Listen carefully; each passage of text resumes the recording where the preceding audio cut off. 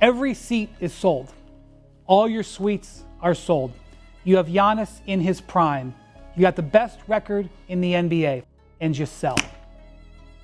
Why would the owner of the Milwaukee Bucks, Mark Lazary, sell? One of the big reasons he sold was because he saw a storm cloud on the horizon with this team, and the first clap of thunder just happened. They had to fire Mike Budenholzer because they realized how much of a precarious situation that they're in, and Budenholzer had to take the fall after the way they went out in the first round. It is not a guarantee that they're going to keep these guys. And then you have Giannis. You have a chicken and egg thing situation here. In September, he has an option to extend his contract. But if he doesn't extend, it's a major red flag for what's going on with the organization. Is Giannis going to extend? I don't know. And that uncertainty is what the league is watching right now. Imagine losing a superstar player in their prime, arguably the best player in the world who still has years left of great basketball ahead of them. It's happened before, Shaq leaving the Orlando Magic for the LA Lakers, LeBron James leaving the Cavs twice, once for the Heat and then again for the Lakers, Kevin Durant going from the Oklahoma City Thunder to the Warriors, but for the most part, it's still pretty rare for a team to lose a top 5 player in the league, whether it be through free agency or a forced trade. And while it is uncommon, when it has happened, it's usually a megastar leaving a small market or mid-market team for one of the biggest markets in the NBA, especially if said small market falls below expectations and failing to build around them. For the Milwaukee Bucks, they're at an inflection point. For a franchise that has been mostly irrelevant for the better part of 50 years, finally landed themselves the gem of a lifetime in the 2013 draft when they selected Giannis Antetokounmpo 15th overall. Not much was really thought about that 18-year-old kid at that time. Just a lengthy, very athletic, but raw player that had some potential. Little did they know he would become their franchise player and lead them to their first title in 50 years. But now, the Bucks, after having a disappointing postseason getting beat by the 8th seeded Miami Heat in 5 games, have a lot of question marks as it relates to their future, including the future of their superstar player in keeping him happy and building the right team around him to maximize his prime. If you're new to the channel, be sure to subscribe, and in return, I'll be providing more NBA content like this. Now, I don't think anyone going into the playoffs thought that the Heat would knock off the Bucks in the first round, especially in the manner they did, taking them out in 5 games. Granted, Giannis was out for a portion of the series, and that likely would have changed the overall outcome, but you're kidding yourselves if you thought the Heat were taking this series in 5 games, especially after the Heat narrowly made it into the playoffs by way of the play-in. But be all of that as it may, the Bucks, having finished with the best record in the NBA and would have had home court advantage throughout the playoffs, them losing in the first round is a massive disappointment.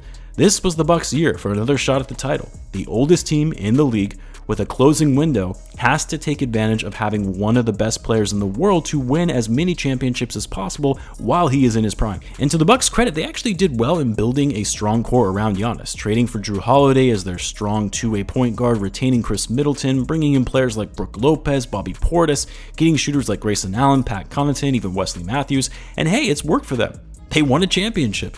But as Giannis goes into his 11th season in the league, set to become 29 within the season, he's going to be wanting more. He's going to be wanting more titles, as a lot of greats have done before him. And when you look at the Bucks roster and the decisions they have coming as it relates to their free agents, things could start getting a little complicated and concerning for a player like Giannis to want to stick around. And while I still think it's very unlikely Giannis would ask out of Milwaukee, he just doesn't strike me as the type of player to do that. At the same time, it wouldn't shock me if a player of his magnitude and global reach is going to be looking for a bigger opportunity in a bigger market. As a diehard Bulls fan, I'll just continue dreaming of this clip. It's a no-brainer. Everybody would love to play for Chicago. Down the line, you never know. You never know how life brings it. Maybe I play for Chicago, but right now I'm committed to Milwaukee. But back to reality, and putting my delusions aside for a moment, for the Bucks, they've run into a tricky situation with an uncertain timeline. First of all, they don't have a coach right now, which you would imagine they'll likely get figured out prior to the start of free agency, hopefully even before the NBA draft, as a lot of trades can happen on that night. But they need to find their next coach. And for that next coach, they're going to want to know what the overall plan is for this team. Are they going to be running it back?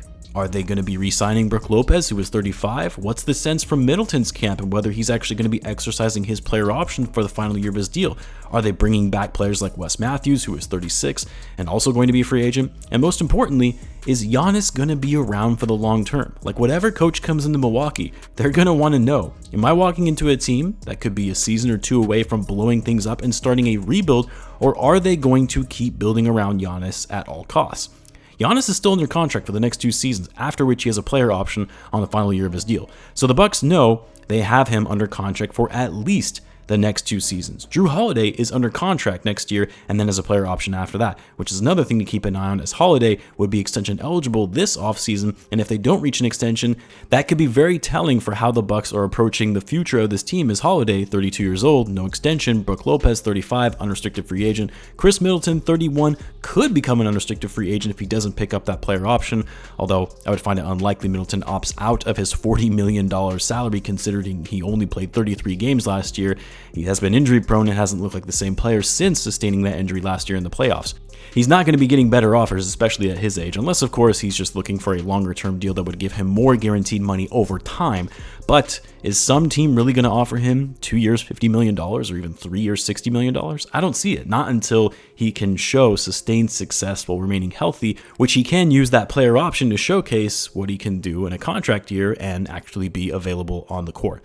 But as it relates to Jrue Holiday and not actually coming to an extension or an agreement on an extension, that could be problematic for the Bucks, as it signals there is some uncertainty around how this core is going to develop going forward beyond when Holiday goes into the final year of his deal. But look, with Holiday's contract winding down, Middleton, same thing, the Bucks have to decide what they're going to do with Brook Lopez.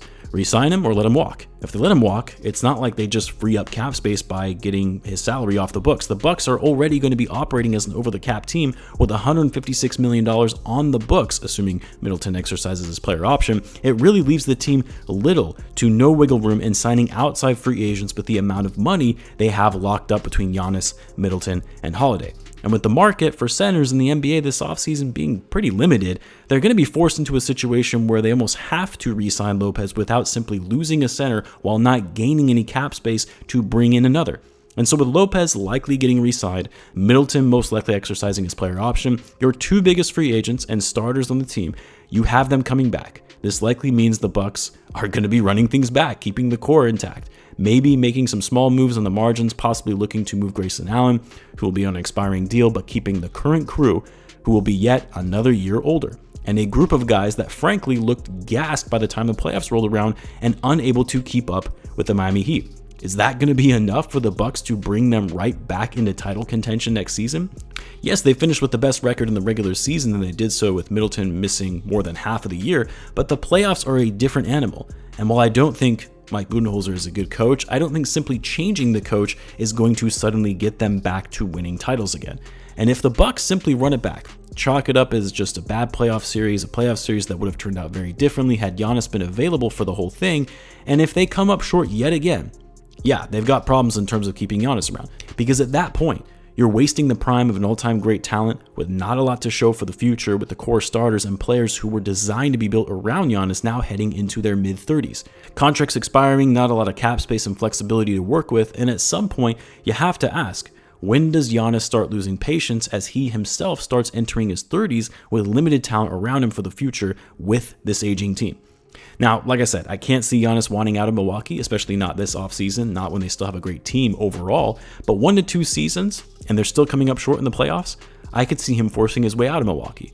What is going to be most telling is whether the Bucks and Giannis don't come to an agreement on an early contract extension, because Giannis can and would get a max contract extension based on the caliber of player that he is, and the Bucks are certainly going to do everything they can to keep him by offering an early max contract extension. And if Giannis doesn't agree to that, an early max extension that would offer him the most guaranteed money for his future, yeah, that's a bad sign if you're a Bucks fan. Now, yes, some players just like to keep their options open, and it's why they may or may not sign an early extension, but for a player like Giannis, being in a mid-market and on a roster that is the oldest in the league, that means he has some doubts about the future viability of this team, which opens up a host of rumors and speculation that will come from it. Does Giannis want out? Where does he want to go? I mean, you already heard ESPN getting overly excited, specifically Stephen A. Smith, when Brian Windhorst opened up the possibility of New York being a candidate for landing Giannis simply because it's the mecca of basketball at Madison Square Garden, the biggest market in the league, a team that has been desperate for a true bona fide superstar since Patrick Ewing.